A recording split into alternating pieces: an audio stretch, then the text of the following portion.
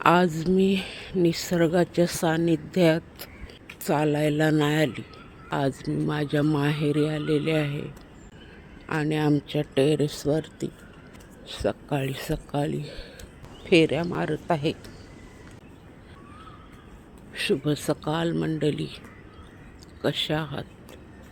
चांगलेच असाल, परंतु मी अजिबात चांगली नाही.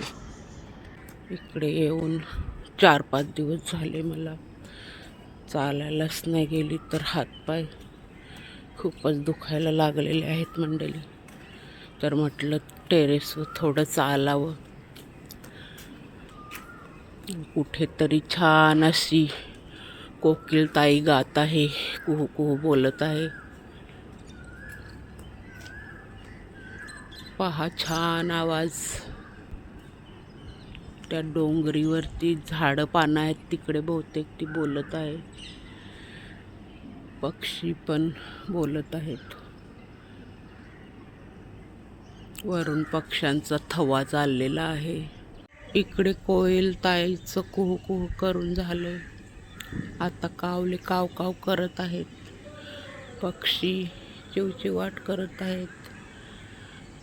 इकडे कबूतर गुटुरगुम करत आहेत.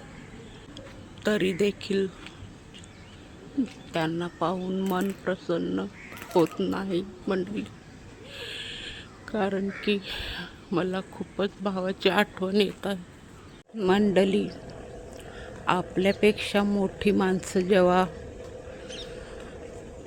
आपल्याला सोडून जातात तेव्हा तेवढं दुःख होत नाही, परंतु आपल्यापेक्षा लहान जेव्हा सोडून जातात तेव्हा मनाला खूप वेदना होतात. मंडळी, मी सकाळी सकाळी आली वरती